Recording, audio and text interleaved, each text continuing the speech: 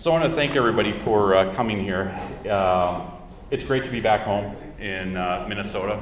Some of you are aware that I am a tax refugee and moved to South Dakota, but my mom still lives here, my heart is still here, and so many of my friends, and so is my business. It is still here in Minnesota. I'm from Midwest Swamp Watch. Here's our website. Here's how you can contact me at tips@midwestswampwatch.com. But it's not just about me, it's about you guys as well. And I couldn't do a lot of this without Susan Sjogren-Smith. She has been the lead attorney in so many of the battles here in Minnesota. She is an unsung hero in recognizing all of the statutory and rules violations within the state of Minnesota, starting in 2018 all the way through today.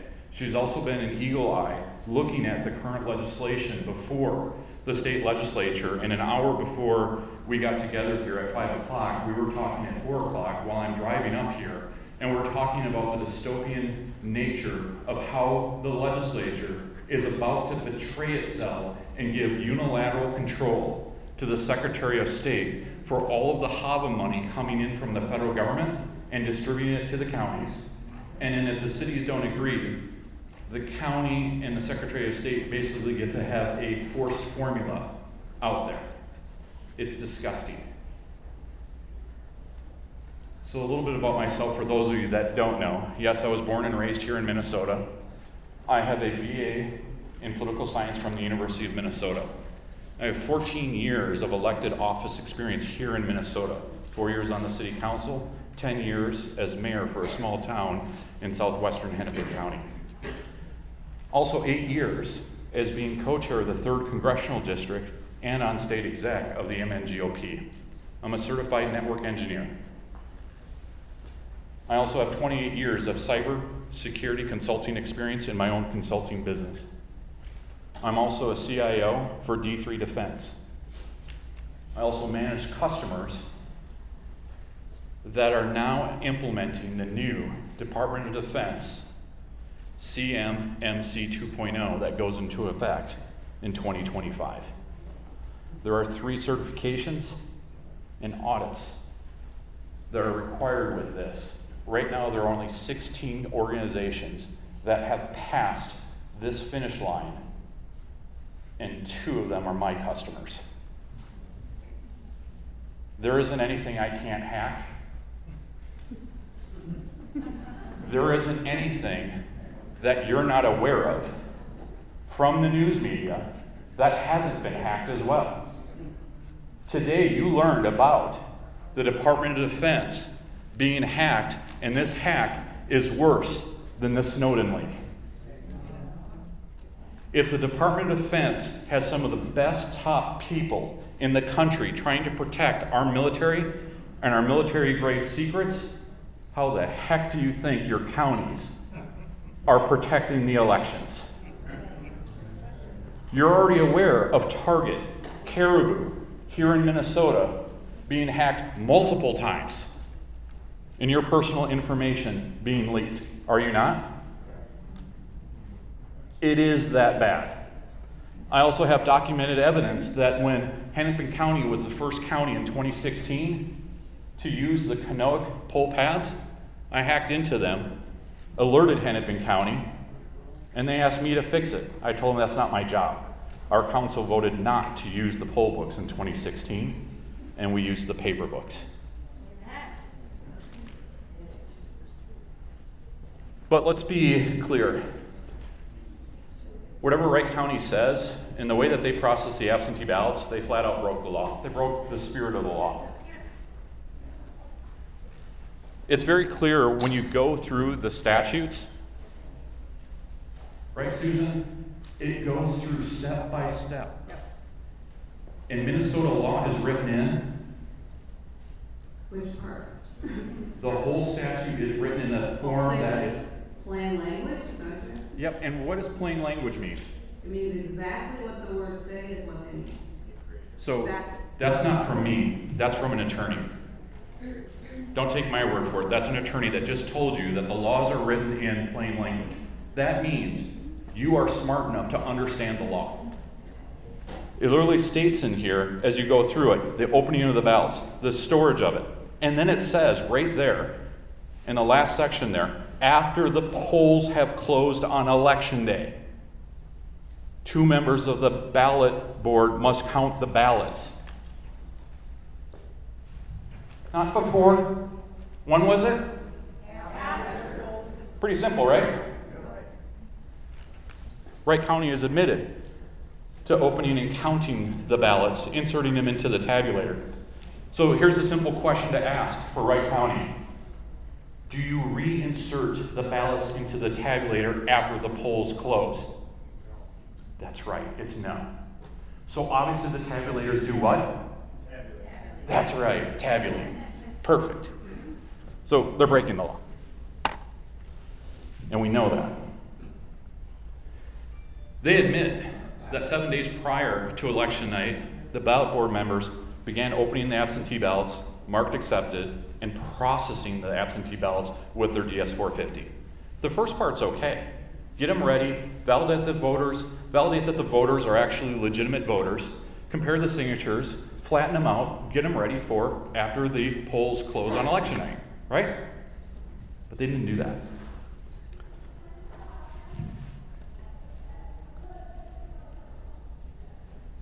Then Wright County basically says, well, there's a Supreme Court definition out here. But here's the problem. They lied to the Supreme Court during this case when they said that the tabulators don't tabulate. This is an issue with something called... Errors and omissions? What is it? Yeah. Errors and omissions? That's what we're thinking. So that means somebody lied to the Supreme Court because they're not computer experts, right? They didn't understand that the tabulators actually took those ballot images, processed those ballots, had a total, and they didn't disclose that the county auditors then bring those little thumb drives over to their central management system to extract the data. Those are all the steps that you take to basically tabulate the votes, to accumulate it. But they conveniently left that out.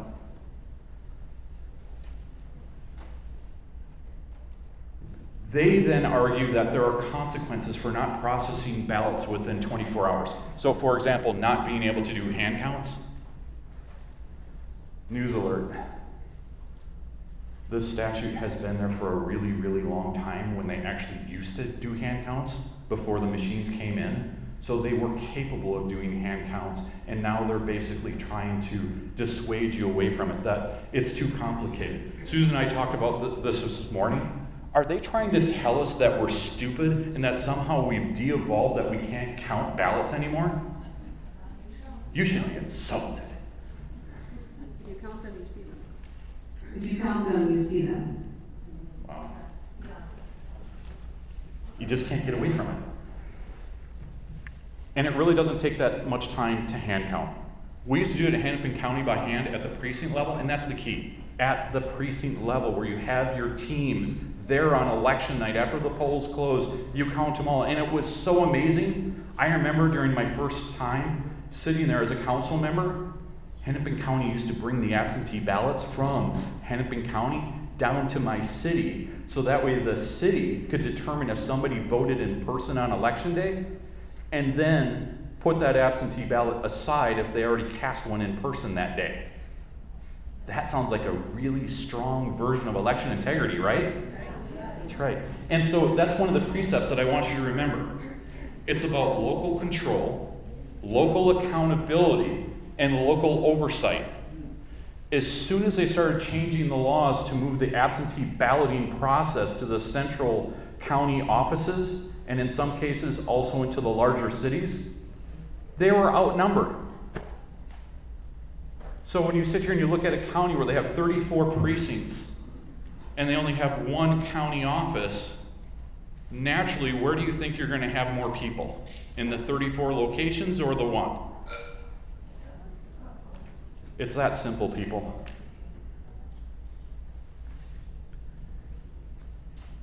Using only the county staff is not the intent of the absentee ballot board.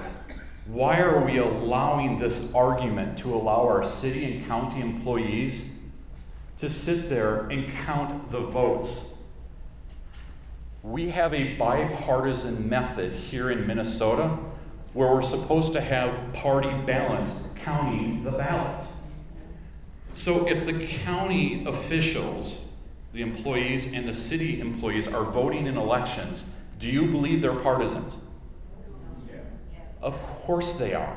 That's okay. But the fact that they won't admit to it and sign a paper saying that they're either Democrat or Republican is destroying the intent of having proper accountability of both major political parties in the state of Minnesota to hold each other accountable. And then at the end of the election night, after they're done processing the ballots, shake each other's hand and say, we honor tonight's election because we work together in a bipartisan manner to ensure the integrity of our elections. The counties and the cities are destroying that opportunity. You should be upset. You should be enraged. We shouldn't be putting our city and county employees in that position to have an ungrateful eye cast at them. It's not their fault. Do you think that they can refuse being on the ballot board? Their employer would probably say, no, I'm not going to promote you in the future because you're unwilling to help us in this, whether it's criminal intent or not. That's why we should never, ever put them in that position. Are we saying that within a precinct of 2,000 people, we can't find volunteers to be on the absentee ballot board? How many of you would volunteer to be on an absentee ballot board? Raise your hand. Wow. How many of you are from Wright County? Raise your hand. Okay, those of you that are commissioners from Wright County, there's your volunteers. Now you just have to find the other folks, the Democrats, the independents, etc. They're around too. And I know a really secret place that's really, really hidden where you can find volunteers to do this task. It's 3 letters. VFW. Those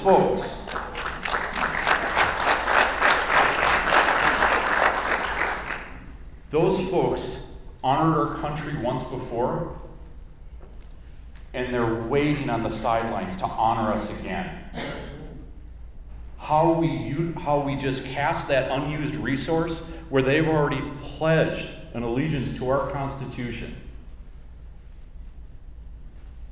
Why are we allowing that to happen? So, county commissioners, I challenge you, think differently about this. Transparency is the key. It is the antidote to all conspiracy theories. You want to end the conspiracy theories? Full transparency, openness. That's how you solve this.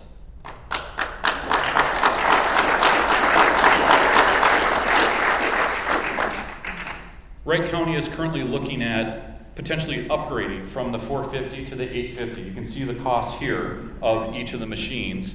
On the DS850, it shows the annual maintenance. But there's problems with that. Because of the way that the software works, it's kind of a package deal. You're going to have to upgrade again in the next 3 to 5 years. It's just kind of a thing because of the operating systems that these things run. Even though Windows 11 came out 2 years ago, there's not a single piece of election hardware out there that's running it yet that's been approved by the EAC. I'll get to them later. And even though they say that the life cycle of this equipment is 8 to 10 years, that's a lie. If you're saying that, then that means you're going to run a system that's unsecured and unpatched. I then circle back to my first statement regarding the DoD. By the way, I know the certifications and requirements of a lot of these bases. This election equipment would not be allowed on a single base. That's how bad it is. You could not plug one of these machines into a military base.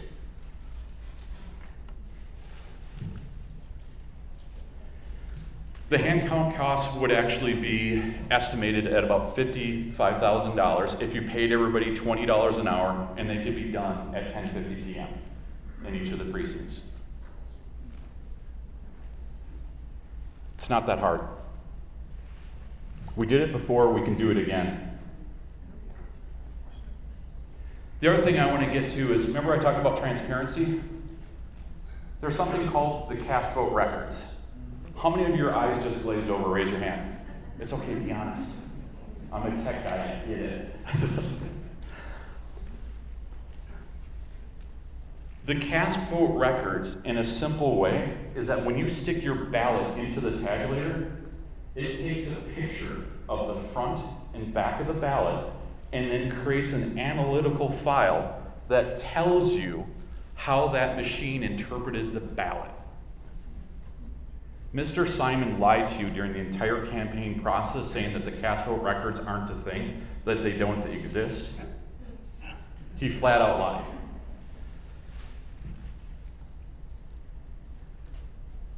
Wright County sits there and tells us that it would be so expensive to actually do this and be able to have the images. They're already there.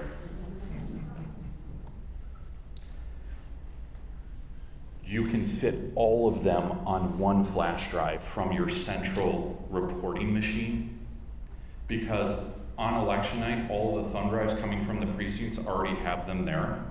And then when you bring them into the county to extract the results, it goes into the central machine, and then you only need one to basically export it.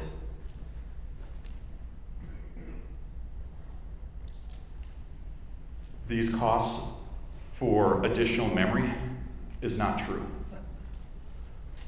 That's more than the cost of the actual DS200. Also, when they sit there and they lie to us to tell us that, oh God, it's private data, you can't have it, it's somehow secret. That's not the way it works. How many of our legislators here? Okay. Just so that you're aware, thank you for being here.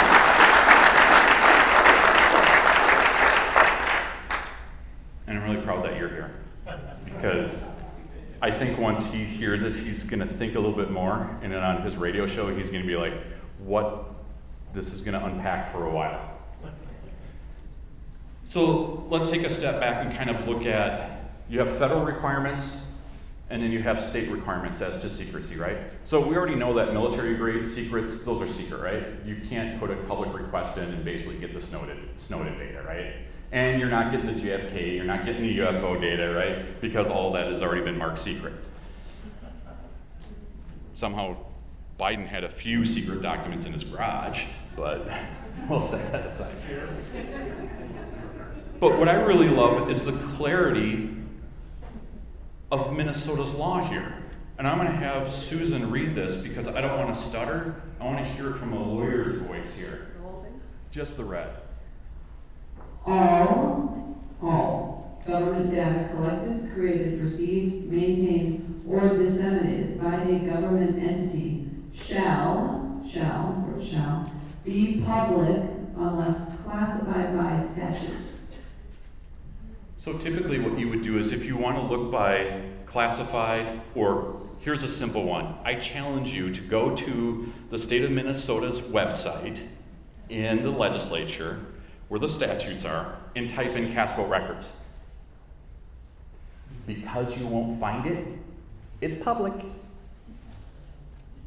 It's not specifically stated. So remember when our attorney here told us that the law is written in what? Okay, so is it safe for me to assume that because I couldn't search for cast vote records, that it would be public? Yes. Okay. It's so secret that the federal government, the National Institute of Science and Technology, that's a subdivision of the U.S. Department of Commerce. Oh, by the way, they're the ones that sets all the weights and measures. So that's why you don't find feet, inches, and all that in your statutes, because the federal government sets that as a definition, as a standard. They're also the ones that set the standard and definition as to what a cast vote record is. So secret's out of the bag, not a secret. It's a standard. Okay? So it's a standard that you can go readily read. And it's such a standard that right there at the bottom, we can see this specification is geared towards the following audiences. I'm just going to cut right to the chase, the public. Did I stutter? The public. Okay. So then we dive deeper into the actual standard and we start looking at kind of what it's all about, and we see a key phrase there, auditing the cast vote records. And we see here the purpose of the specification, blah, blah, blah, blah, to promote greater transparency, key word, I talked about that earlier, to voting records produced by vote capture devices, and to facilitate the exchange of cast vote records with other devices that operate upon the CVRs regardless of device manufacturer. Holy cow, does that mean my county could actually have Dominion, HART, and ES&S in the same county, and those machines will communicate with each other? Yes, it does. It actually does. They didn't tell you that, did they?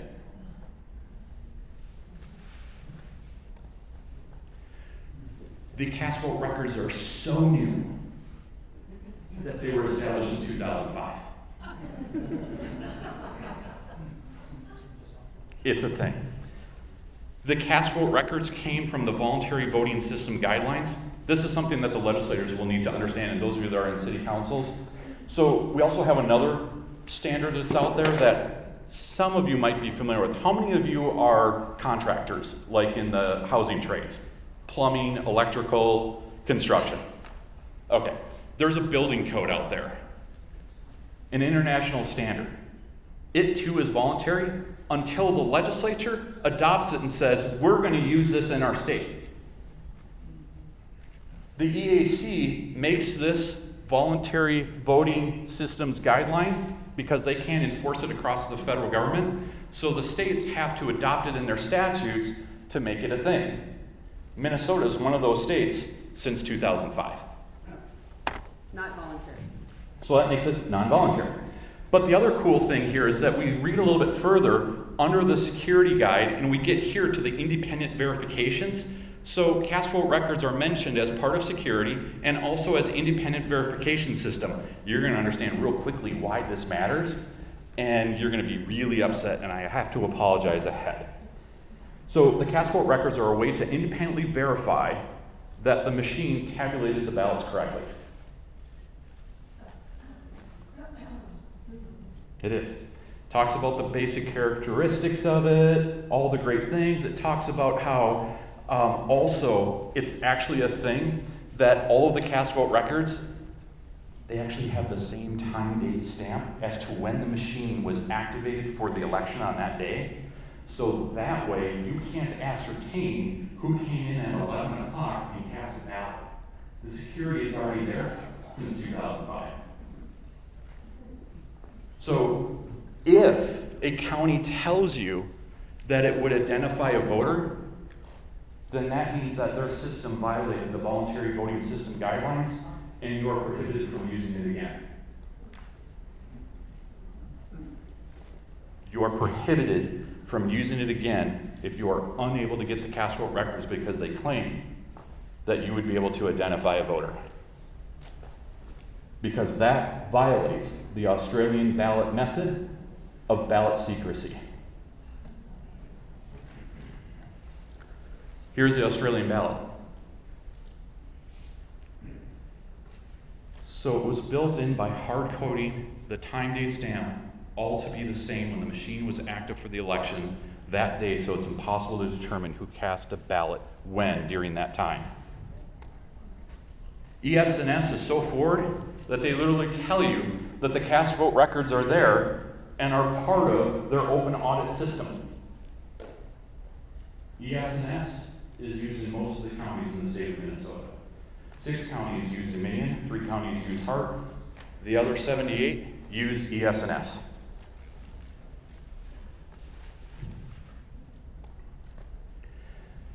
The EAC, the U.S. Election Assistance Commission, they're the ones that do the primary certification of the election equipment in the United States. They were formed after Gordon B. Bush. But here we actually see the title page there of the EAC certificate, 6.1.1.0. That's one of the latest ones adopted here in Minnesota. Then we also see on page 3, the DS200 is a polling place paper-based voting system, blah, blah, blah. that afford orientations for conversion of selection marks to electronic cast vote records. Says it right there from the EAC. The same is true of the DS450, as you can see, and the 850. So the EAC confirmed that it works, because if it didn't work, they wouldn't get the certificate.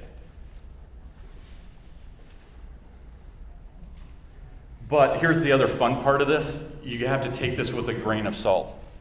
The EAC literally tells you this certificate is not an endorsement of the product by any agency of the U.S. government, and no warranty of the product is either expressed or implied.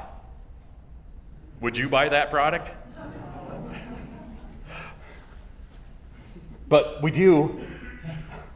Minnesota is about, according to this state legislature in their initial documents, they're about to be allocated $6 million over the next 3 years to purchase additional election equipment throughout the state of Minnesota from the HAVA funds, Help America Vote Act. So again, we're back to the statutes here within Minnesota. So now what you've just learned about the cast vote records and what you know about 13.03, should you go ask for the cast vote records? Should we demand them for every election going forward? Yes. Should we tell the county commissioners that we want a resolution within the next 30 days that the cast vote records in our county are public information, and as so far as we are going to be like Dodge County, Wisconsin, and post them on our website? Yes.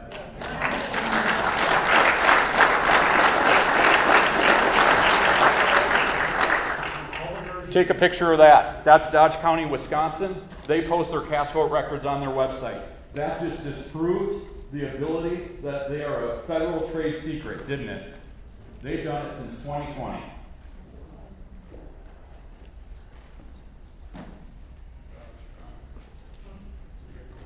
Is that clear? Does that empower you to understand that now you know the facts? You should be disgusted. I want to give special credit to Eric Van Mechelen, who has helped us get additional cast vote records throughout the state of Minnesota as well. He was able to get them from a couple of counties. We also got some recently from Dakota County for the 2022 primary. We got a set from Ramsey County. We got a partial set, I believe, from Anoka that didn't quite work out. And we have gotten a couple of others as well. So we are slowly getting more and more counties to wake up that this is a thing. Dakota, Chisago, Fillmore, Ramsey are some of the top ones. Also, if a county says we don't have it or they're preventing you, ask them to point to the statute where the cast vote records cannot be given to you. Then the next step is that if we get these county attorneys on the record, I am willing to come back here and go after every one of their law licenses because they are violating their oath of office and their licenses because they have a duty to represent you, the party.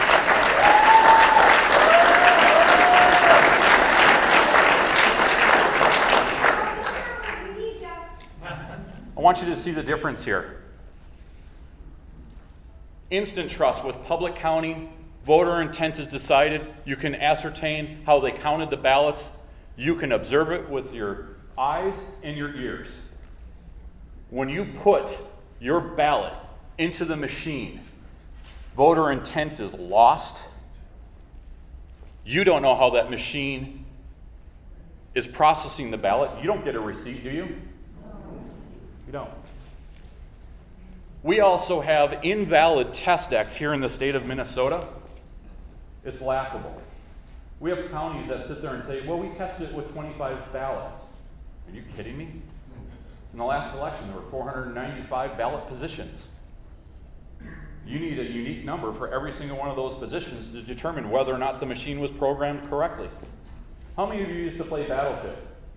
Remember that coordinate system? That's how these machines are programmed, the same way. How many of you ever cheated on your brother and sister and told them the wrong coordinate? Sure, that doesn't happen in machines.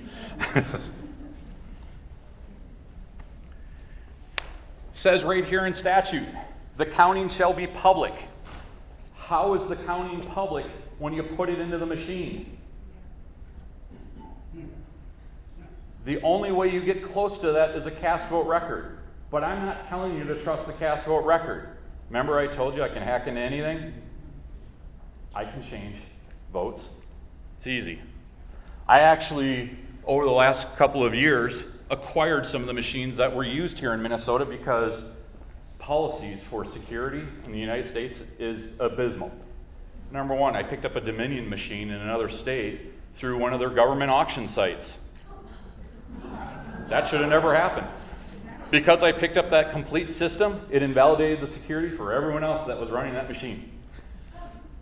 Another one I picked up because a friend of mine called me from another state and said, hey, there's one on this back dock door. Do you want me to pick it up? Oh, yes, I do. He even got the certificate of disposal from that county, and I have it. Then I got another one from eBay, of all places. So I actually have all three systems that were used in Minnesota, and yes, I can tell you all three are vulnerable.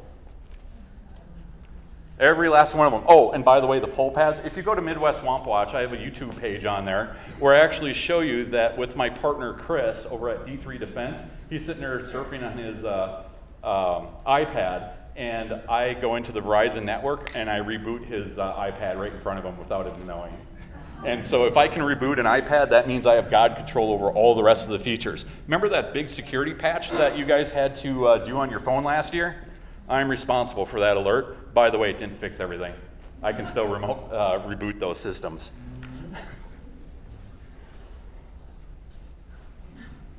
So understand this, counting is still there. That's interesting. So right now today, the legislature still has hand counting as part of its statutes. Nothing new needs to be magically created. It's already there. It's all ready to go. Why would we have to have something like that? I don't know, in my world, we have something called disaster recovery. What happens if the power doesn't work? We want to make sure government continues, right? So there's your hand count backup recovery system. It's already there. Also, right now, it is true, the local control, remember I talked about this? Local control, local accountability, and local oversight? We got someone to fix this. The municipalities, right here, 206.58. It's defined when you go look in the definitions as your city, township, and school board. They are the municipalities at a regular meeting or special meeting called for the purpose may provide for the use of an electronic voting system in one or more precincts and at all elections in the precincts subject to approval by the county auditor. What they mean by that is because the county auditor is the one that decides which flavor they're going to use, whether it's Dominion, Hart, or ES&S, they have to basically be in agreement with the county that if they're going to go to electronic voting systems, they have to use what the county has already selected. But when I was mayor, I understood that not only are these laws permissive that I can do this, but I can also reverse my mind to basically say, I don't want to do it anymore.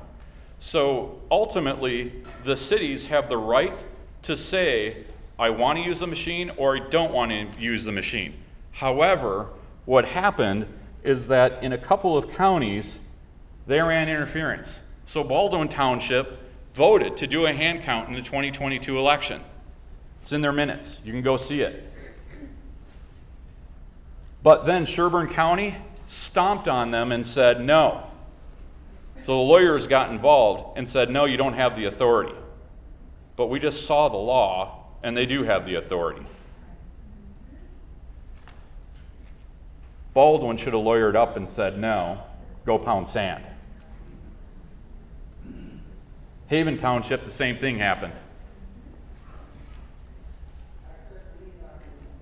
That sinking feeling that you're having in your gut, you're not wrong. Something is wrong when this type of force is being used. So then Sherburne upped the ante with an additional threat this year, sent it to all the townships, basically saying, no, you're going to fall in line and that's it. You guys have to act and not allow this to happen. You have to show up and support your county officials. Thank you. All right. So you have to show up at your city council meetings, your townships, and your school boards. You have to request the hand counting.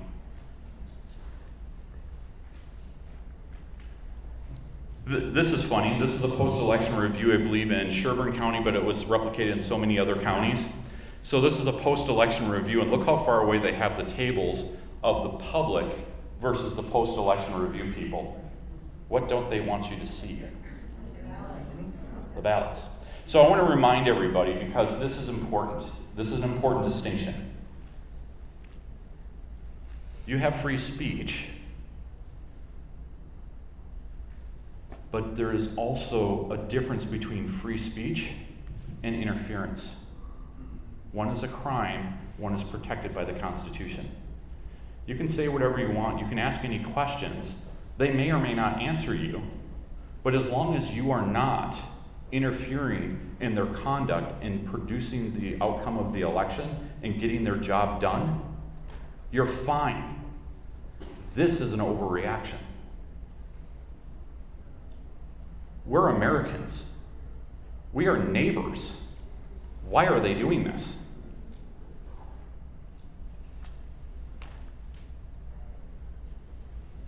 The other thing that's significant is in Sherburne County. This is unbelievable. Sherburne County literally exposed themselves with their first contract that they signed in 2016 that only went until April 1st, 2020. What's shocking is that the contract expired on April 1st, 2022, but then they held an election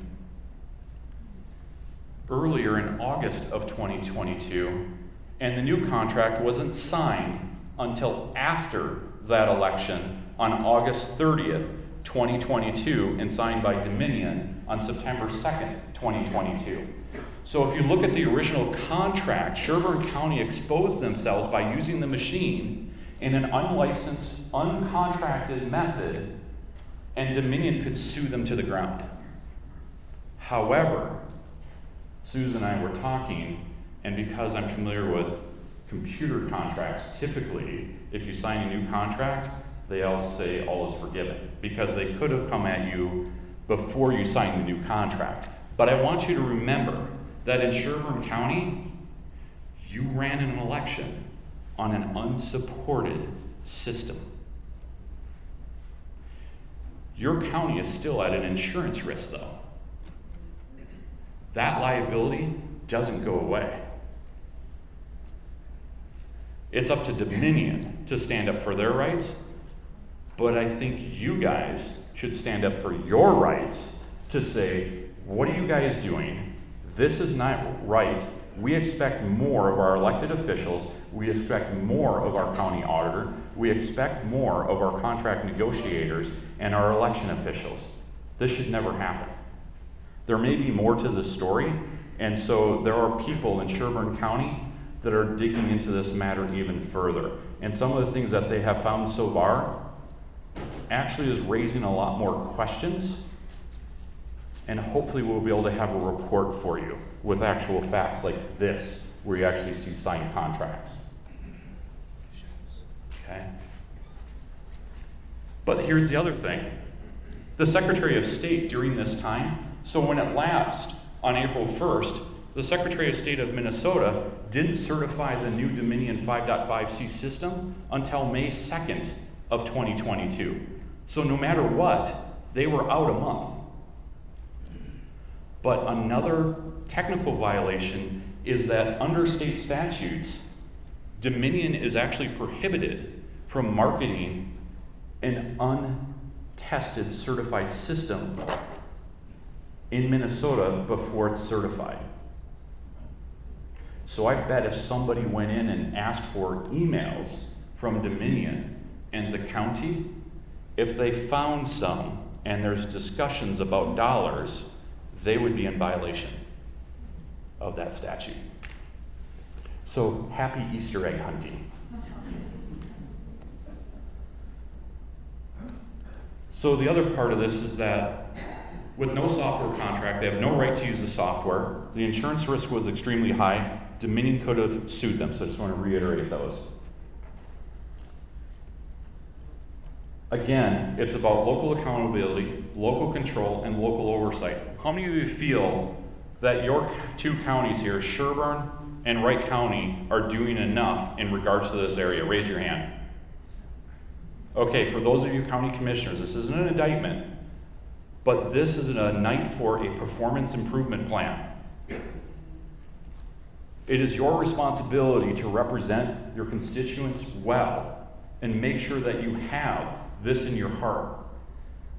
Earlier, the prayer was actually very insightful, and this is my own line that I use when I was running the city of St. Bonifacius. James 1:25, those who look into the perfect law of liberty and do to protect it will be blessed.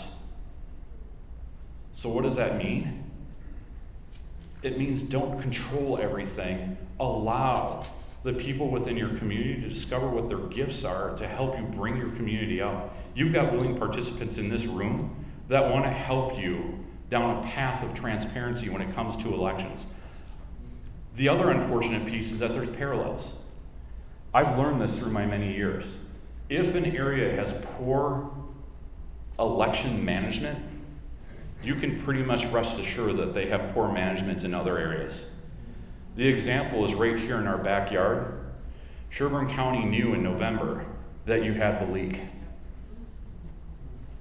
They're still not being forthright with you on the damages that's going to cause.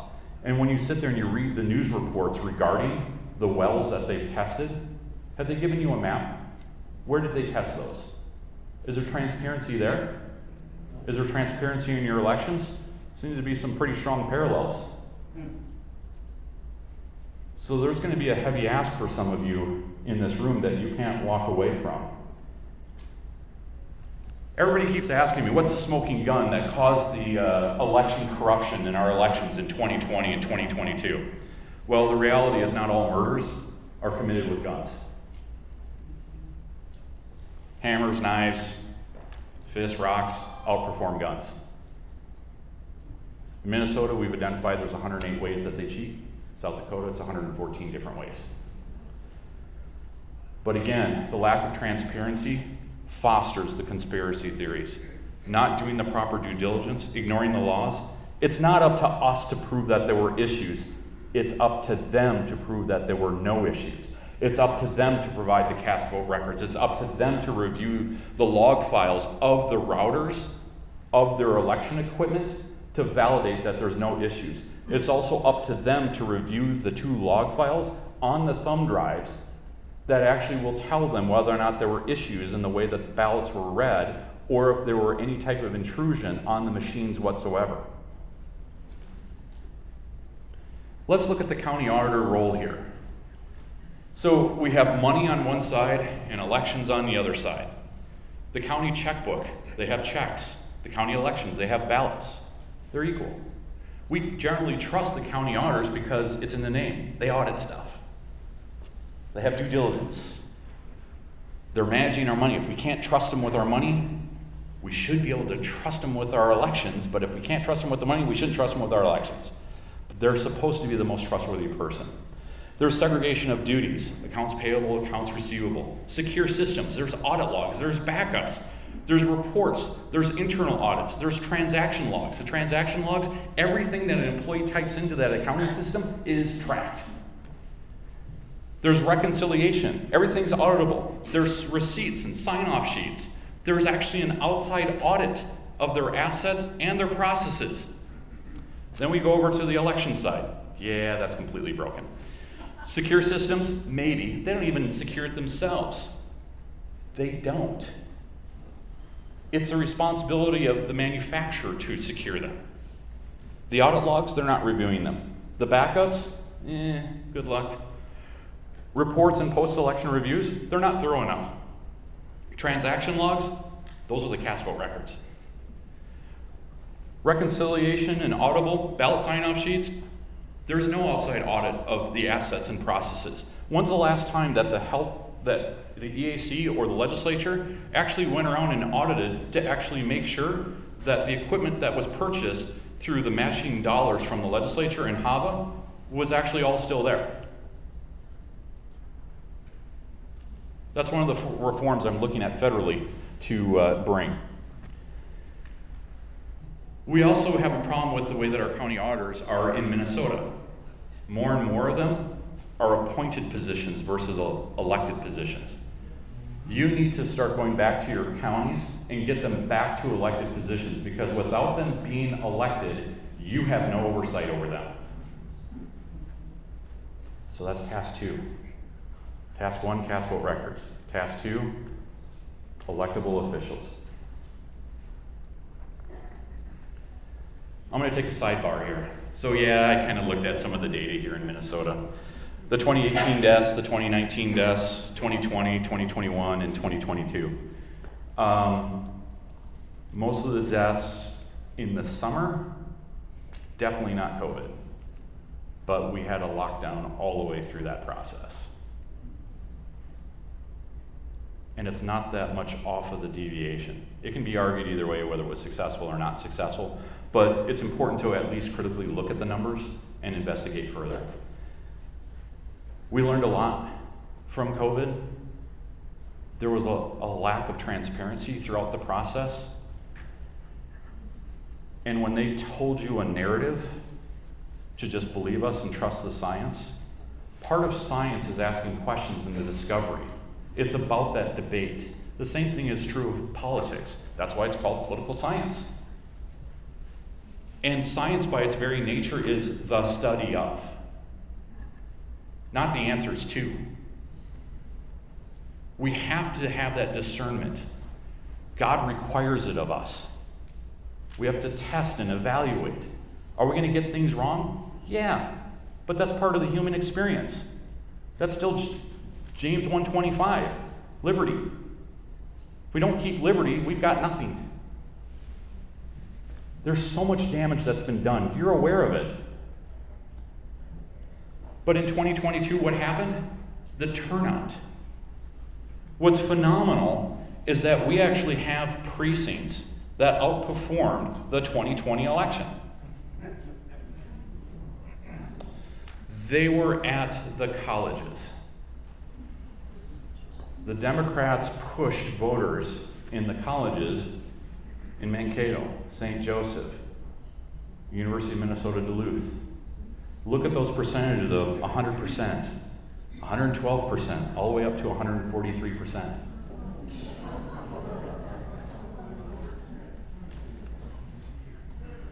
Election day registrations, they were so good at pushing the college voters to show up on election day and register in person and vote. And we can see that again, Collegeville, Northfield, and again 117%, 114%. They were effective. We also see that with the signatures. Again, Collegeville, Mankato, St. Joseph, University of Minnesota, Winona. So now we know how they did it. What's amazing is that Susan and I were doing so much data analytics during the 2022 election, and it was frustrating too because Susan had requested data, and the Secretary of State's office denied her data. We purchased the daily absentee data. We purchased other data sets along the election cycle.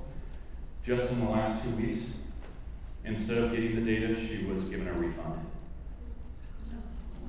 That tells you a lot, that they don't, because statutorily they have 10 days to give you the data, right?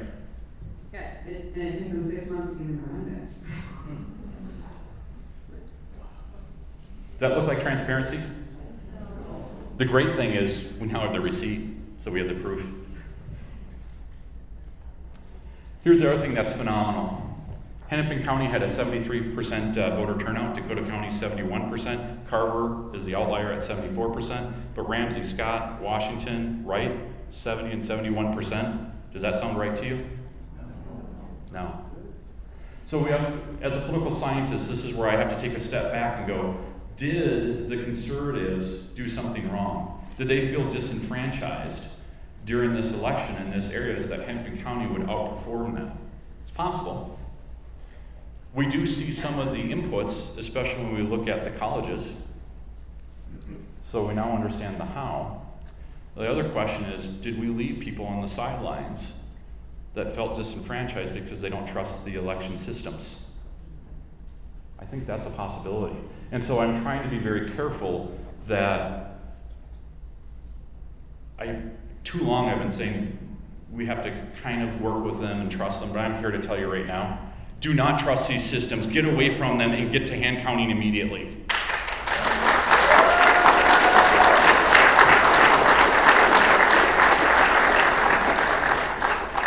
You know all those little placards outside of cities that say how many people live in those cities? And then think about the college students that come and go. And are those students counted on those numbers? Do you think?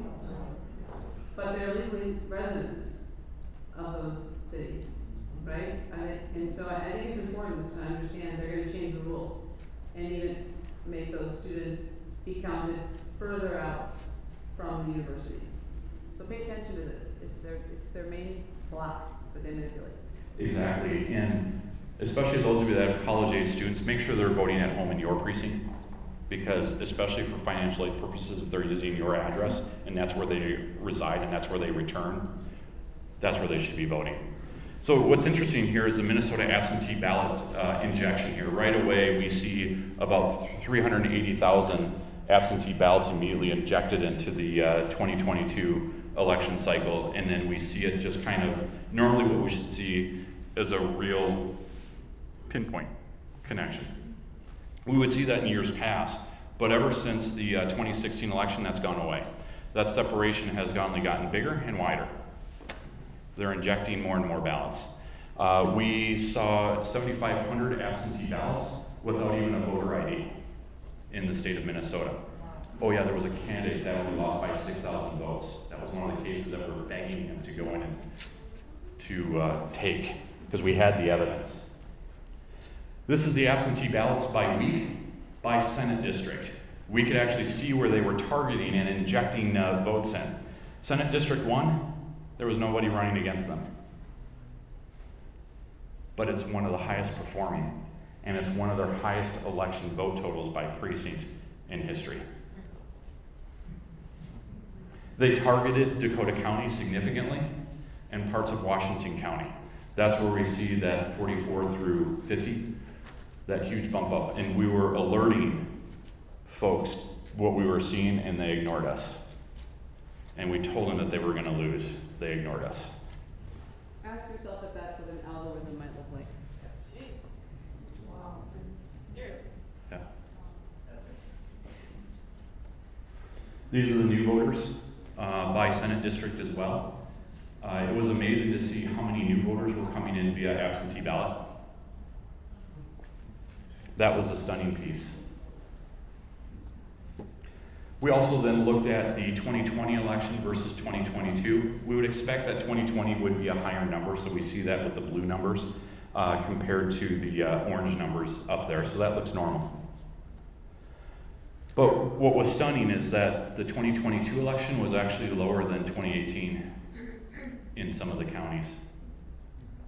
That's not normal.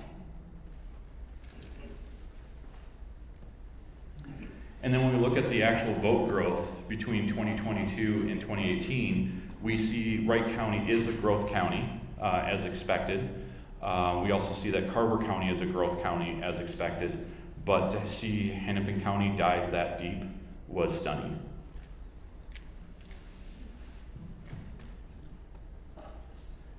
Then we look at the vote growth between 2022 and 2020, and we see those 180,000 ballots from Hennepin County, that vote differential that we questioned during the 2020 election. It's all there. Then we also see the overall vote totals for the Senate races. We can definitely see where they targeted the overall votes in Minnesota. And so if you think about Senate District 1, let's inject a bunch of ballots over there where it won't be challengeable. Do you understand what he's saying? That No. it's very important to understand that if you're going to pick where you're going to pump votes in, right? If it's a Republican district that should be, 65-35, and we bump up the Democrat total to 45-55 differential, right? We've just added a ton of votes in there, but the Republican's not gonna contest the election, right? Because they won. So you don't add in votes where you're gonna get a contest. You're gonna add in votes where you're not gonna get a contest. You see? Does that make, you understand? This is how smart they are. We aren't supposed to think about it or talk about it, so just forget I said it. Also, and plus I want to get us back to make it really clear. Can we trust the elections? Not currently. We've seen violations of the First Amendment, we've seen violation of federal rules, and we've seen violation of state laws. I was going to do a panel discussion, but because we're running out of time, we're going to go right to some of the actual evidence. Suppression of free speech. Terry Dickinson was not swearing. She was not out of order. She has a First Amendment right of free speech, but also further down, a right to petition the government. That is exactly what she was doing. Luckily, her sheriff saw what happened and gracefully brought her back in so that they could finish. It was Chief Deputy Steve There we go. Duran, and he would be an excellent next sheriff. Chief Deputy Steve Duran. Kari, she was removed from the ballot illegally in Sherburne County. Again, the count shall be public. There were people wanting to watch their elections and the counting of it. County auditors and local election officials closed the doors, excluded the people. We had to call local police to show them the statute and to be allowed back in. Not all locations were we successful in getting the public back in. The damage has been done. This is a soft form of voter suppression.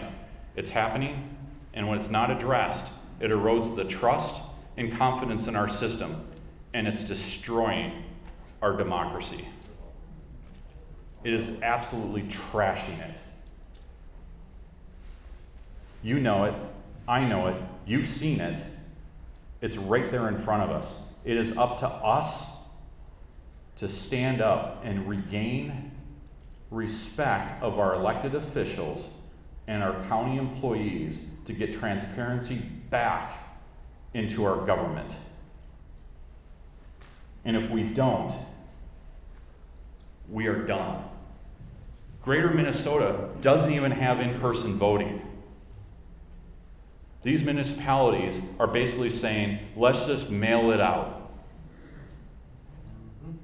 Do you think that there's a potential for any mail-in ballot that could be altered, stolen, or anything like that? Well, of course. Greater Minnesota isn't encouraging nursing home residents to vote, but in the metro, they are. And actually, they're trying to make a state statute to require the county auditors go out and help all the nursing home residents. So that means both parties need to make sure that they have volunteers ready to be there to help those people vote. Or family members. Absentee ballots are harvested in major metropolitan areas. We see that throughout Minnesota. Absentee ballot boards, again, don't have party balance. You're excluded from it. Public participation in the process is discouraged. The public accuracy test. Try and fill out a ballot and insert it into the machine during the public accuracy test. They won't let you do it. Then why do we call it public? The cast vote records are lied about. Yes.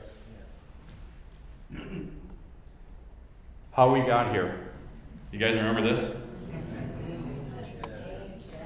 The hanging chad, that's right. So this is basically how we started getting the machines in. Because of the hanging chad. That was an overreaction. Minnesota was doing it right. We had the right ballots. We didn't have problems here. So we introduced more problems. So out of that, we get a knee-jerk reaction from Congress that creates the Help America Vote Act that injects money, creates the U.S. Election Assistance Commission, the EAC. The EAC then creates the Voluntary Voting System Guidelines, and then our statutes adopt the Voluntary Voting System Guidelines in 2005. We literally get a county that says, well, we got our machines in 2010, and in 2010, the statutes didn't apply to the Voluntary Voting System Guidelines. Lie.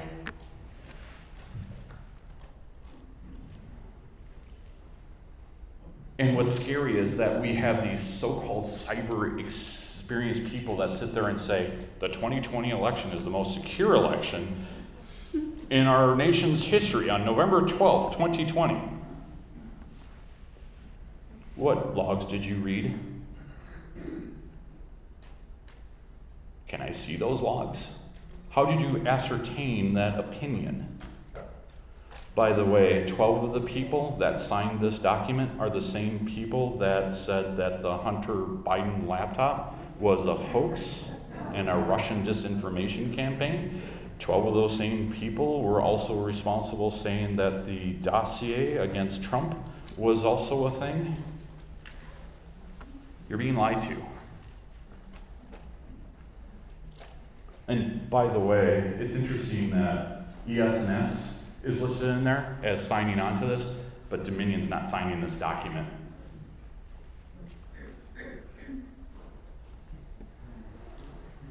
These are all things that you've been lied to. Just a short list.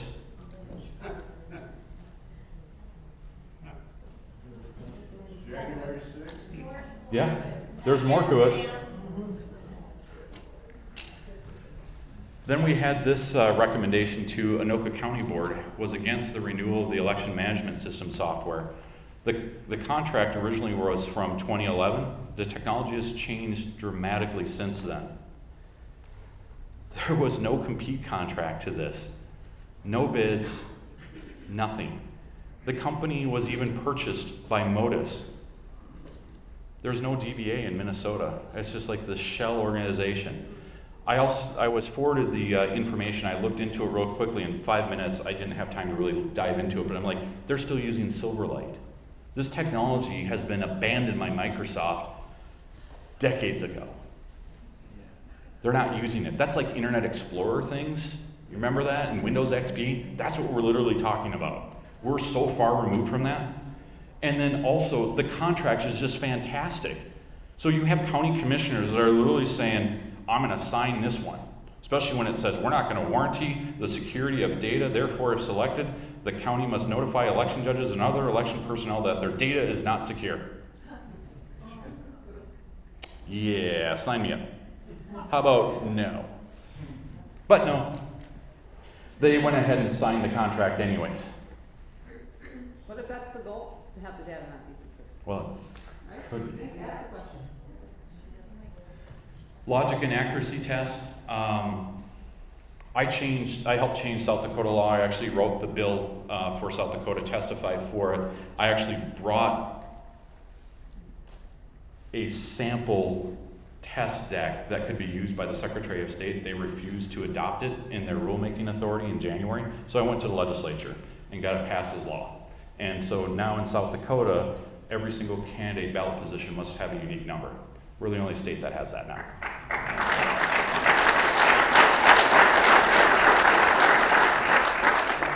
I work with a team of great people in South Dakota. We worked on over 100 election integrity bills over the resistance of the Secretary of State's office and Lee Schoenbeck, the president of the Senate, who called us wackadoodles, sexual deviants, all sorts of stuff. We filed suit against him because he broke decorum.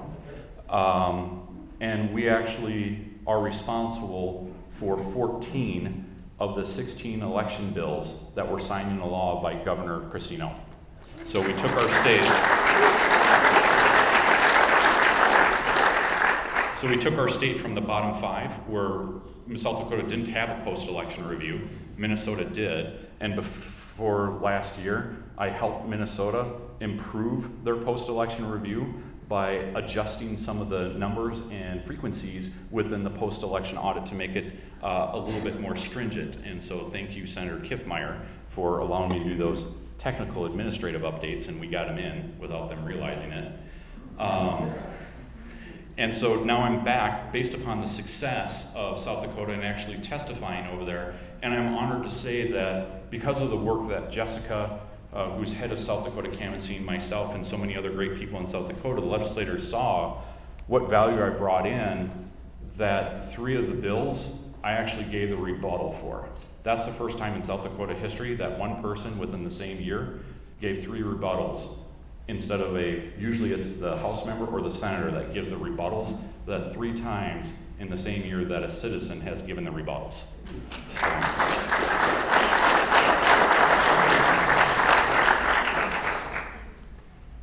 But the other thing is that there's a whole other thing. We've brought this information to Sherburne, Wright, Anoka, Dakota County, and other counties about the P.O. boxes, the UPS stores, and the illegal voters.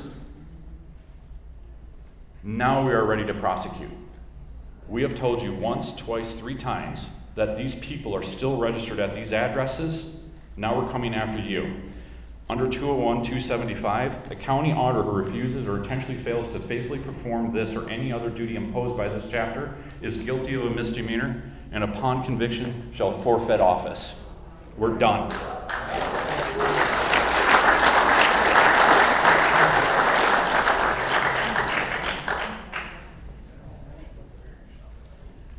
Our activists in Wright County and Sherburne County have the lists again, and they will be going forward with that. Also, with the poll pads, they are connected to the internet. There's no certification, there's no standards, there's no security, and there's no review of them whatsoever. By the way, in our great state of South Dakota, Kristi Noem was really upset that her personal information was put out there on the internet, and she had to get a new social security number. So now, how come we're not upset that our own state is using the ERIC system being used by a private organization that has your social security number, your driver's license, and who knows what else about you that actually isn't authorized by Minnesota statute?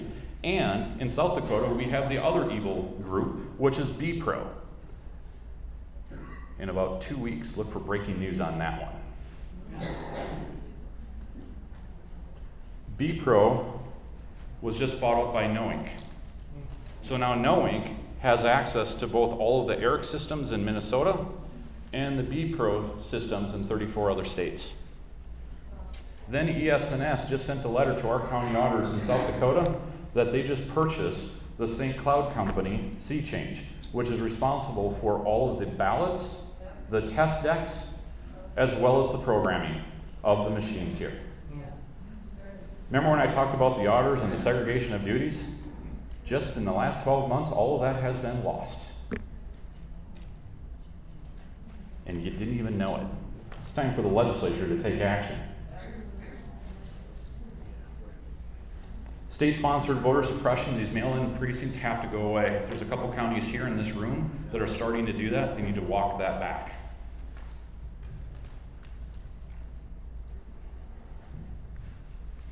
Election judge qualifications, party balance requirement, it's right there in statute. We should have that in every aspect of our elections. We need the Democrats to be there, to be honest brokers, to help us conduct these elections honestly. They need us too. And I know a great place that we can get these election judges. And again, reiterating, it's right there. After the polls close. Say it with me. After the polls close. Doesn't that just make sense? Yes.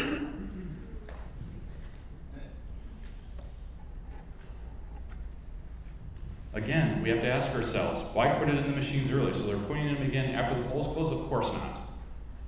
How many election judges saw this starting 7 days before the polls closed? Some of you are election judges here tonight. How many of you saw them insert the ballots into the tabulators? Or if you voted in person and you went to the county, raise your hand. Okay, those of you who are elected officials, you just saw witnesses who are willing to tell you that they saw your counties break the law. Is that clear? Is that a smoking gun? He showed you the statute, it specifically says they tabulate. It's not, it's literally, the word tabulate is not used in our statutes until After the polls close, right? So if they wanted them to tabulate before the polls closed, they would have put the word tabulate earlier in the statute, right? that's how grammar works. It's just grammar. We all studied it in elementary school. Who here took grammar? Okay? It's grammar. Does plain language scare anybody? No. So the speed of the tabulators, here's the other thing. So we know that the tabulators, the DS450 can do about 72 ballots per minute. So 10,000 ballots should take about 2.3 hours. It's not going to take that long. You could use the tabulators to check on the humans as a post-election audit. I have no problem with that. So this is part of their argument in one of their questions that they were saying that they have to upgrade to a new machine, that the current system's not performing well, etc. There's ways to actually do it a lot better. Tripp County, hand counting. So I helped Tripp County go to hand counting, and it was interesting. One of the county commissioners gave me the evidence, and I have it with me here today. They did the hand count, and the county auditor got so upset, grabbed the ballots and put them into the machine. Uh-oh, there was a difference. Not a single precinct lined up. They were all different. What's interesting is that the EAC rules say that you can only have one error for about 1.5 million ovals. They had errors anywhere from 2 to 9 ovals in every single line. And their precincts are not even above 250 ballots. That, by the EAC recommendation, would be a machine that would be quarantined and have to call the manufacturer back in and reevaluate and recertify that piece of equipment before it can ever be used in an election again. Minnesota has the same rules.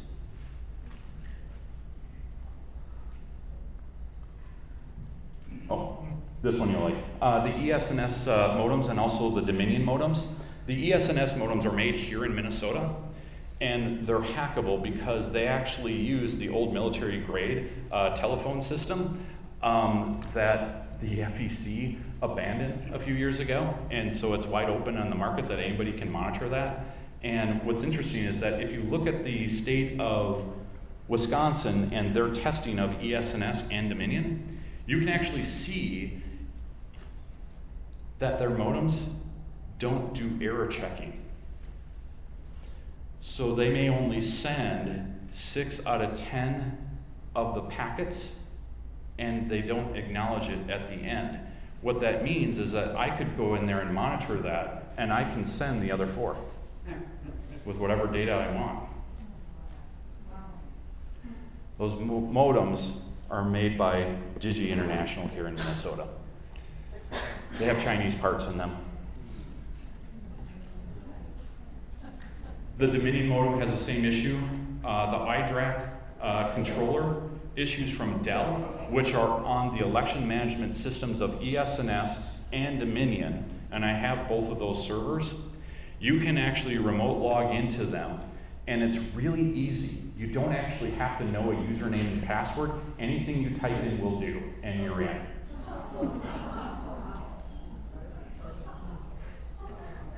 Which means they're never hacked, because you don't even know. Right. And so what's funny is that even the new systems, the 5.5C, and a couple of the counties that I have gone in and they've asked me to go in and audit them, they have the same issue and they're not patched appropriately. ES&S on their latest version in South Dakota had the same issues for the counties that had it. This is how bad it is in South Dakota. Remember I talked about cash vote records? Here's what you're gonna love. South Dakota buys things at a la carte, and so do some of the counties here in Minnesota. In order to have a voting system, it should be complete. You should have the tabulator, you should have the central management system, you should be able to create your own test decks, you should be able to create your own ballots, and you should be able to have the reporting system to evaluate the cast vote records. Yeah, only 4 counties out of the 66 counties in South Dakota actually purchased the laptop to actually decrypt the cast vote records and review them. So the other 62 counties aren't even looking because they don't even have the software to do it. Guess what? In some of the smaller counties here in Minnesota, same thing. By the way, an electronic voting system is statutorily defined to include everything he just said. Yep. That none of those things are outside of the voting system.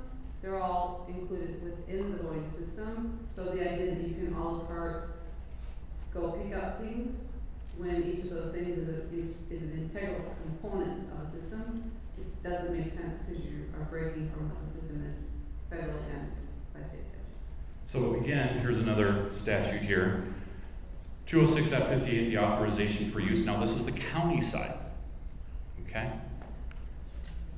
But here again, we see the municipality has a role in the county part of the statute. The governing body of the municipality shall give approval before an electronic voting system may be adopted or used in the municipality under the authority of this section. So right there, we see that Baldwin was in the right. I didn't show you one statute, I doubled down and showed you 2 statutes.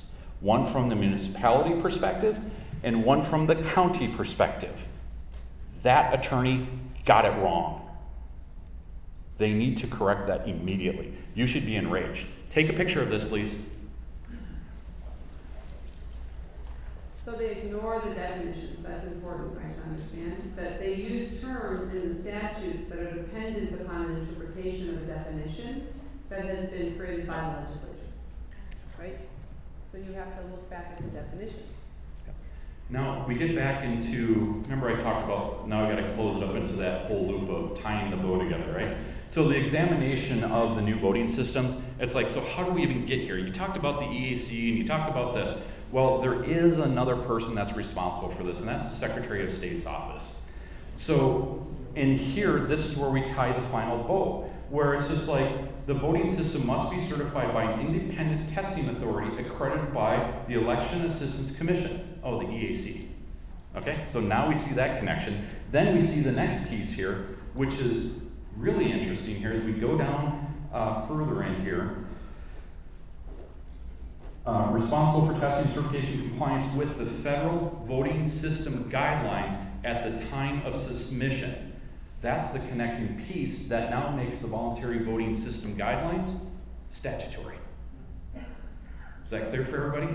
Now the voluntary voting system guidelines are law. You cannot use a system here if it has not been reviewed by one of the test labs according to the voluntary voting system guidelines. It just cannot be brought in. And then we see it there in smaller print, required by subdivision 1 to be in conformity with the voluntary voting system guidelines. They put it in lowercase so that you don't realize that they're talking about the capitalized version of voluntary voting system guidelines.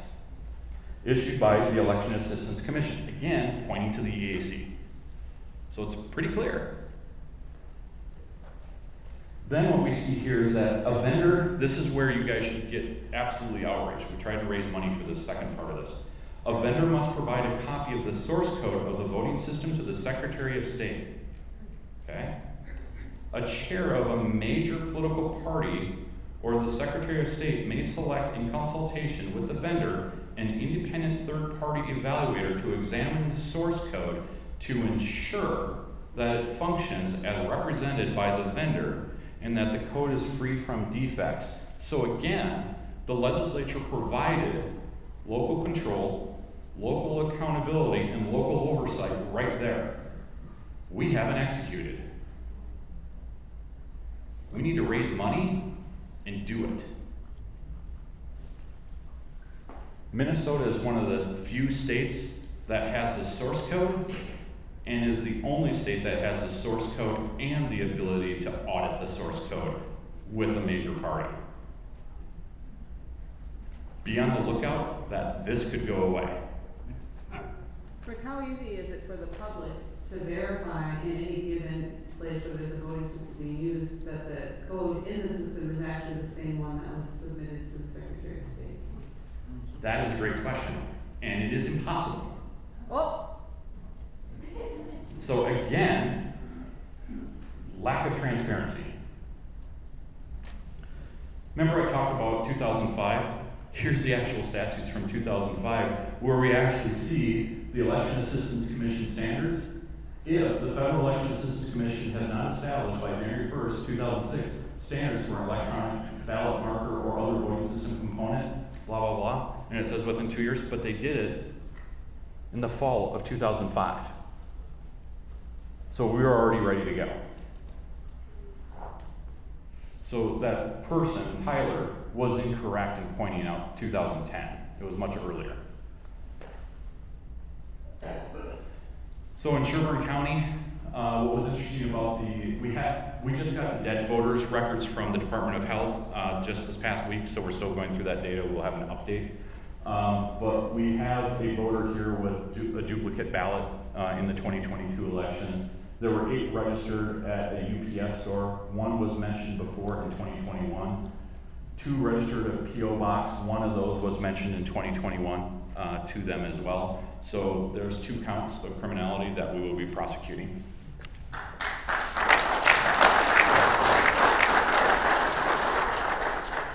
As of January 8th, 2023, we had 252 ballots still not matching to a voter in Wright County.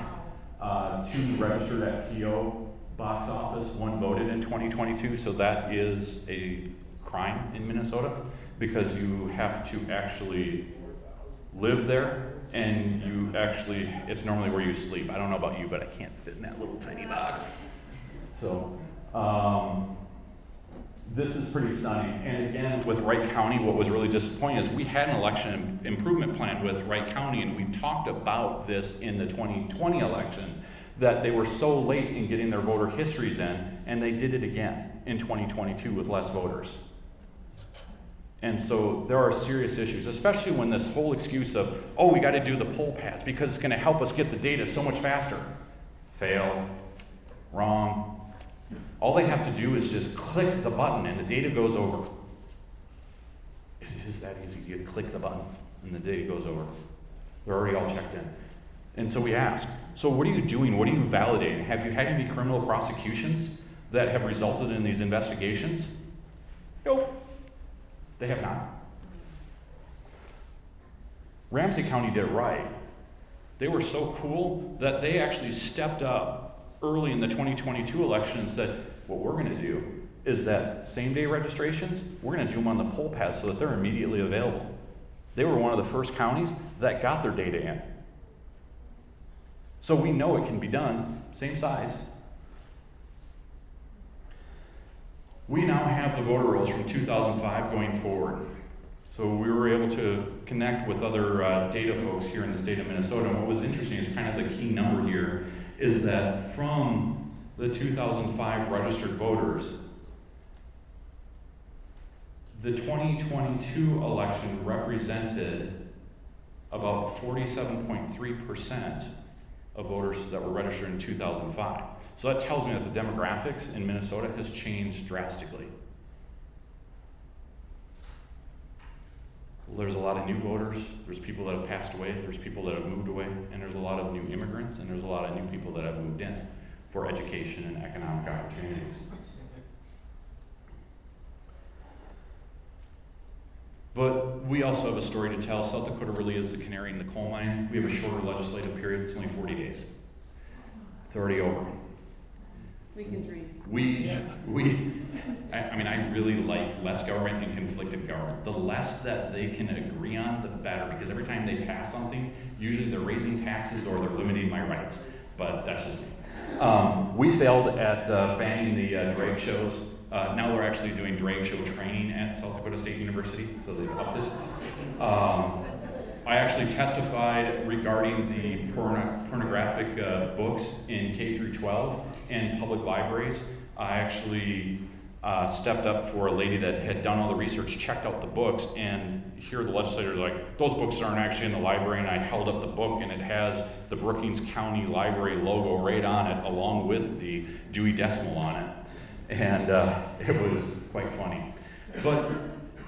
But then the crypto and redefinition of money, that passed through the legislature. Luckily, we lobbied Governor Noem to veto it. We were successful in upholding that veto. It's now 16 bills are signed, 14 of them are our responsibility. In the Minnesota legislature, it's incredible what's happening here. You already had the first one pass, the abortion bill. The scary one, House File 3, has a whole bunch of scary stuff in there. So like what you're doing right now here tonight would be a crime. I just want to inform you, as of July 1, if House File 3 passes, and that's because if an election official feels intimidated, that's a crime. Okay? If they fear they could lose their job. Right, that would be a crime. So if Who and I talking about openly about like some of the things here where I've identified actual statutory crimes of your county auditors for not taking the due diligence seriously about the voters at PO boxes, that language would be a crime as of July 1 if this bill passes. we used to call it the Rick and Susan bill when they first tried to put it through in 2021. Right. And then you already have the Felons Voting Rights Act already signed by the governor. The 16-year-old registering to vote is going to be problematic. The national popular vote you should be enraged at, because when you sit here and you look at your state's rights, why are you looking to other states to determine what your vote should be here in Minnesota? They're so generous that they want to make sure that there's time off for work so that you can vote absentee. I mean, you can literally do it at home once a week. Right. I mean, you got 46 days. You also have the Saturday before the election to come in and vote too. Ranked choice voting, thankfully Secretary Simon decided to be an honest broker because maybe he felt pressure that, oh my gosh, we can't actually do this because our systems don't support it. Because some of them are so old that they actually don't. But guess what? They're going to ask for more money so that it will support it. So that's just a future gas. But it's really important if you read that bill to understand that the duping of Minnesota is tied up in the fact that there's a task force that they have created that's going to figure out how to do all of this. And if you really are honest about it, out of the 20 people that are going to be on it, you may have 2 Republicans. Because the people and the groups that will get to put people on this task force, trust me, are not people who are coming to these stuff. And the other beautiful one that I love is your new driver's license and identity. For illegal immigrants, there's no designation that tells that it's different. So do you think they could vote?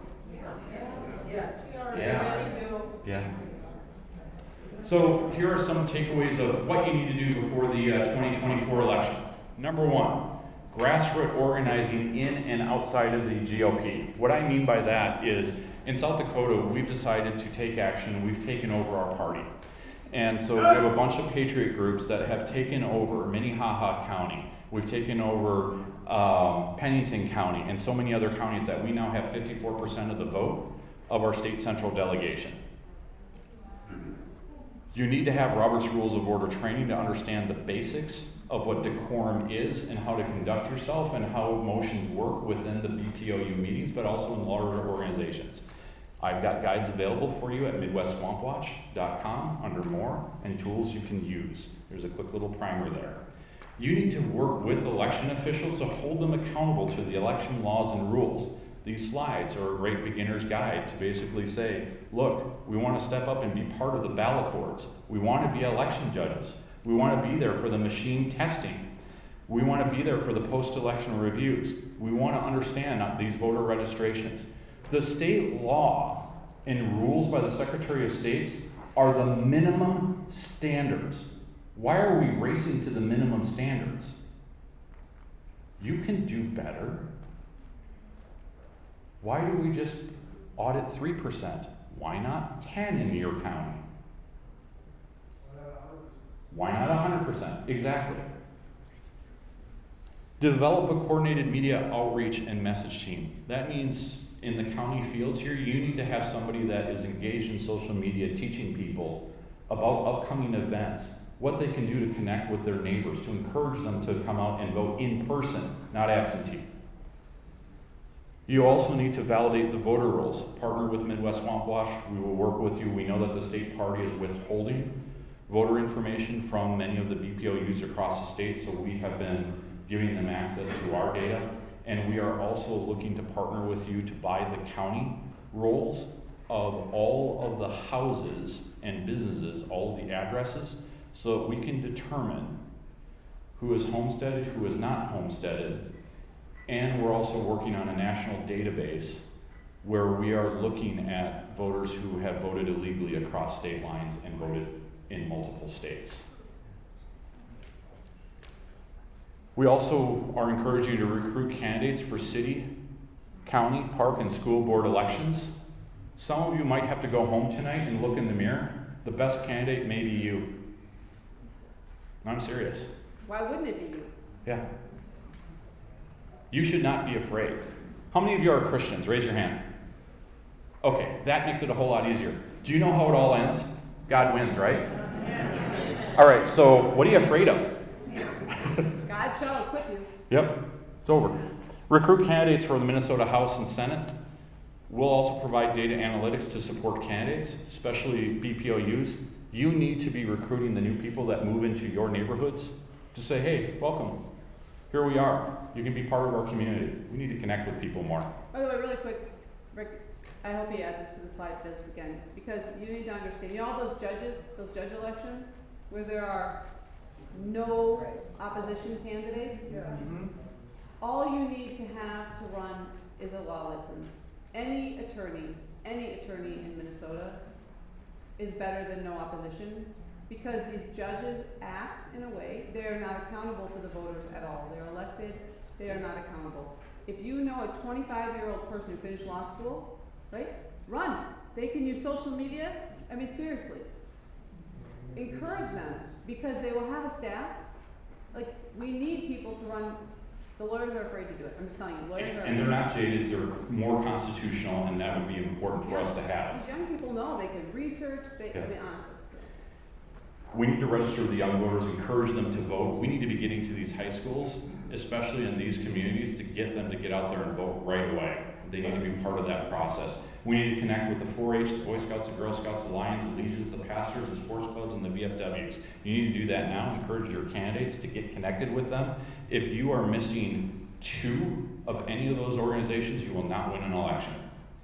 Help your loved ones absentee vote, especially the elderly, stay home and nursing home folks, and especially if they're not competent to vote, check with me to see if they did vote, because that's a problem. And we may have to work with the facility to correct that record there for the facility. But above all, you have to have fun, you have to be prayerful. There are ups and downs throughout this entire process. There are days that you feel defeated. You get called a name, you get attacked, you get in the media on the front page of the Star Tribune and they misquote you. I've been through it all. We've gone through cases. She's been called a bamboozling attorney. I have been questioned on my ability, on my equipment, and all of the different knowledge that I have regarding systems, and it's ridiculous. But the reality is, the machines don't matter. It's about the fundamental process of, is it public? Is it transparent? Is it accountable? Do you have local control? And there is a local accountability. If you don't have that, you don't have an election system. You have fraud.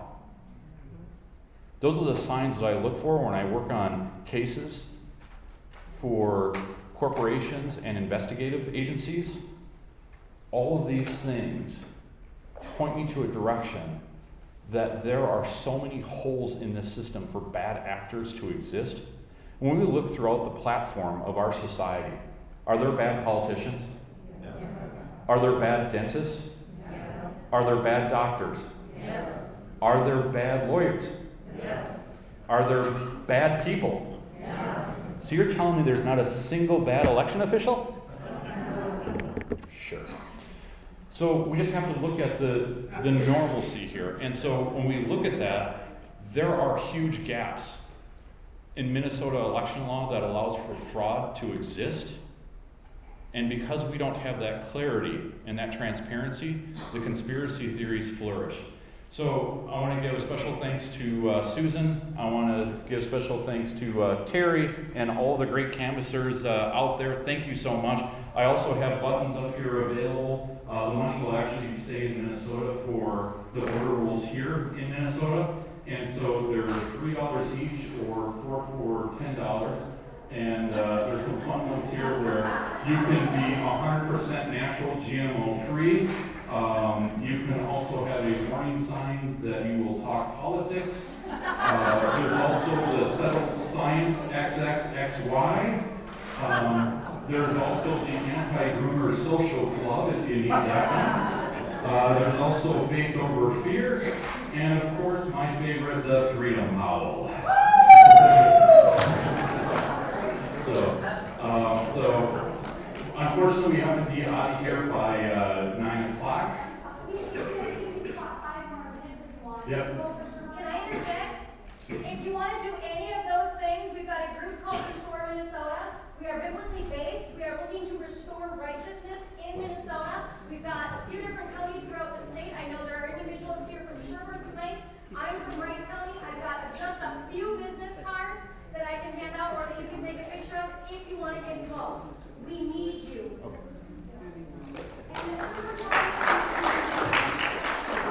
And you need to call your county commissioners because state statute says the county commissioners can get rid of those machines and your cities and your townships can say we won't use it. But they're not going to do it unless you pressure them. And you know the machines can't be trusted. We all know it. You've got to convince them by calling them. Sherwood County's got a meeting on April 18th at 9 a.m. It's a Tuesday. Also, I would really like to thank the state reps for coming. Walter Hudson is one of our new state reps.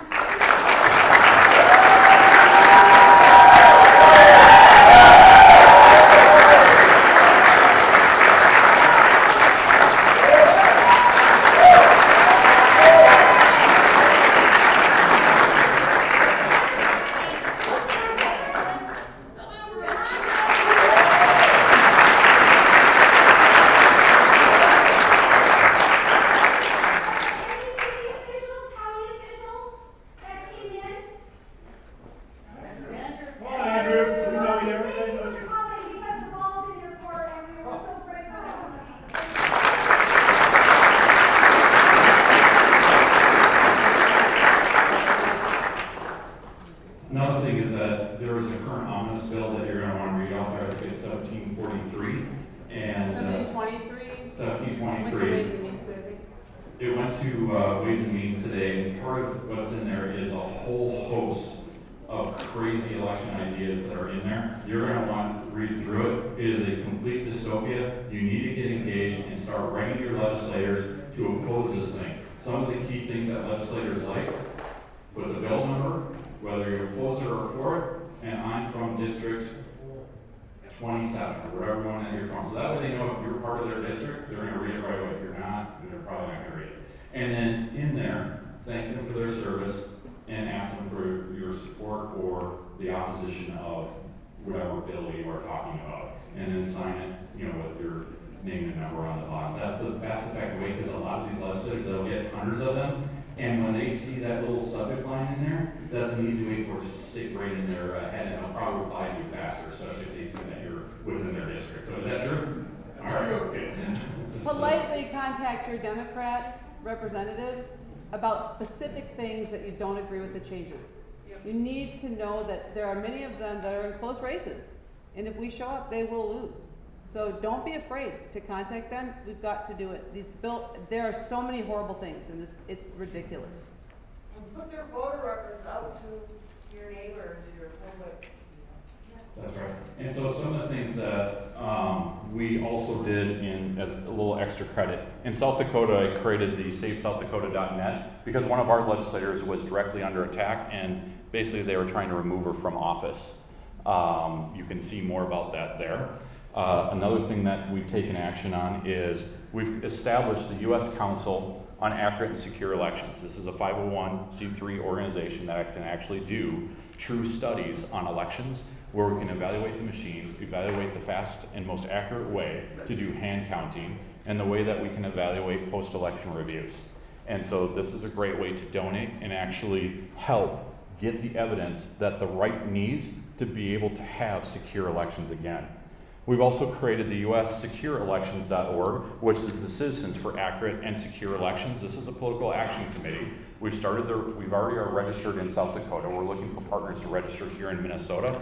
And what this will allow you to do is support candidates who are for election integrity and advertise against candidates who don't care. So it's time that we take action and have a voice. This is a way to do that. We also encourage you to do this at the local level. So if you want to send any tips or donations, you can see us over at MidwestSwampWatch.com. Thank you again, everybody. And